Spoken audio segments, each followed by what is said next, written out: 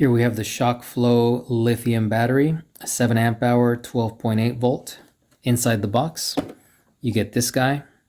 Weighs 900 grams per the specs. It's got a standard discharge current of 7 amp hours with a max discharge current of 15 amps and a max pulsating current of 50 amps.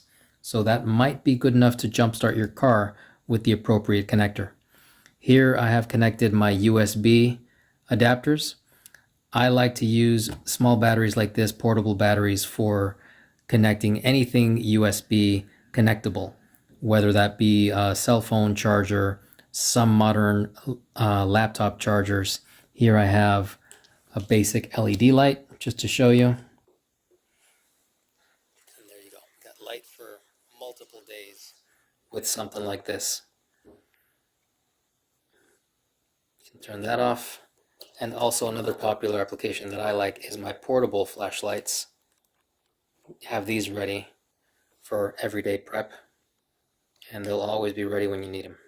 One important spec about this battery is apparently it's good for up to 2,000 cycles. So that'll give you plenty of years of regular use.